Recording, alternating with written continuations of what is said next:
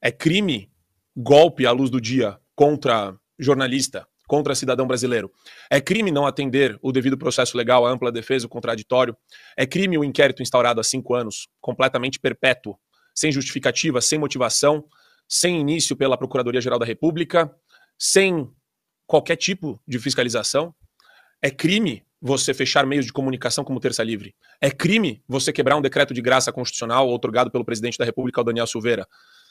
Nossa, são tantos crimes. É crime você acusar alguém de ter cometido um crime sem provar o nexo de causalidade com o crime colocado da dona Iraci, da dona Jupira, promovendo julgamentos soviéticos. Tem tantos crimes. Podemos continuar. Ativismo judicial criminoso. É crime o Supremo oferecer a posição dos seus ministros na praça pública, dando entrevistas à revista Piauí, à Rede Globo de televisão, a todas essas entidades sabujas aí, nojentas, que ficam ostentando a figura deles como se fossem o quê? Salvadores da democracia. Isso é criminoso. Isso viola a liturgia do cargo. Isso viola o Estatuto da Magistratura. Isso viola tudo. Isso viola a moral da administração pública. Isso viola a Constituição. Isso viola a separação entre os poderes. O que mais? Tem muito crime. Tem muito crime. Agora, a gente tem que poder olhar nos olhos do Alexandre de Moraes e falar que o que ele faz e fez é criminoso. É um criminoso que deveria estar atrás das grades. Deveria estar preso. Alexandre de Moraes deveria estar preso. Carmen Lúcia deveria estar presa. Carmen Lúcia assumiu o crime no voto dela. Que nem o Alexandre de Moraes, que nem o Gilmar Mendes. Quando ele adianta os votos lá na entrevista que ele dá pro UOL, Gilmar Mendes dando entrevista pro UOL. Criminoso. Porque ele não é... É diferente de a Cris dar uma entrevista pro UOL, se ela quisesse dar entrevista para esse meio de comunicação vagabundo e, né, na sua pior situação, né, morrendo praticamente. Você fala, tá, a Cris tá falando sobre o que ela acha do que tá acontecendo no país. Agora, quando o cara é um ministro do Supremo Tribunal Federal e começa a adiantar votos em praça pública, e eles fizeram isso inúmeras vezes, ou que nem a Carmen Lúcia, criminosa, merecia perpétua, Carmen Lúcia, como bem disse a Cris, merecia perpétua.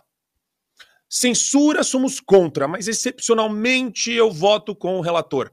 Então a senhora é uma criminosa. A senhora é uma criminosa que deveria se envergonhar. Não é professora de direito constitucional. Não é absolutamente nada. A senhora é um ser que fede enxofre.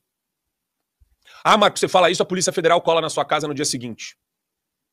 Ah, é? Cadê a Polícia Federal? Chegou a hora do pessoal perder o medo de falar o que é óbvio e ululante. Ministro criminoso tem que levantar uma placa numa manifestação popular de rua e falar: são bandidos criminosos. Que nem o post do Elon Musk, agora, ontem. A corrupção não é uma corrupção financeira, se bem que, se fosse investigada a Suprema Corte Brasileira, vocês iam ver a quantidade de crime que tem lá, também de corrupção financeira, de venda de voto. O que mais tem, eu falo isso toda hora, na reforma de uma Constituição que a gente almeja, que restabeleça a moralidade do país, a gente precisa tirar o HC deles. O HC tem que ficar no STJ. Quer dizer que vai acabar o crime? Não, não, não. Quer dizer que o tráfico de influência de advogado criminalista maleteiro, vagabundo, vai ficar no STJ.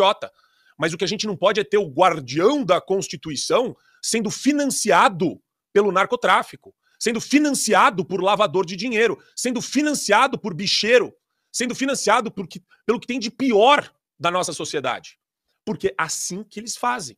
São as esposas sócias de escritórios de advocacia que vendem e compram, vendem e compram, vendem e compram. É um mercado de balcão.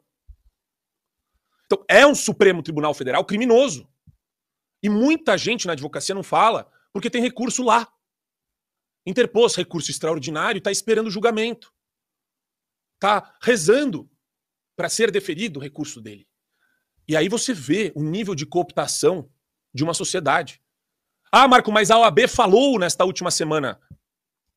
Chega, assim, de diagnóstico a gente está farto. Eu fico feliz que muita gente agora está elevando o tom, para ficar com um tom próximo ao nosso, que já há alguns anos a gente está falando num tom elevado.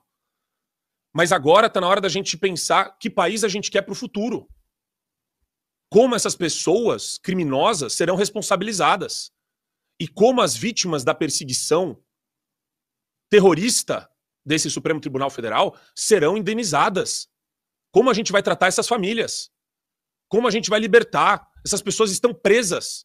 Fora a tortura psicológica de jornalistas que têm medo de criticar um Supremo Tribunal Federal, que se coloca na seara pública todo santo dia Meu Deus do céu, todo dia é uma entrevista do Gilmar, um pronunciamento do Barroso, o Alexandre de Moraes jantando na casa lá com Lula, com o Messias, com Lewandowski. Quer dizer, a gente precisa furar a bolha desses caras. O Elon Musk, ele tá ajudando nesse processo e muita gente acha que a qualquer momento ele pode simplesmente se desinteressar pelo assunto. Eu digo que não. Não porque eu tenho uma bola de cristal, mas se eu conheço alguns autistas, e eu conheço alguns autistas brilhantes, eu falo com tranquilidade. O cara pegou essa briga e ele vai até o final. Os funcionários dele, aqui no Brasil, aqui não são loucos, malucos de pedra, de escrever uma petição falando: não vou cumprir decisão judicial do Supremo Tribunal Federal golpista. Isso eu posso falar aqui na Gazeta, porque eu não tô no processo ali arrolado.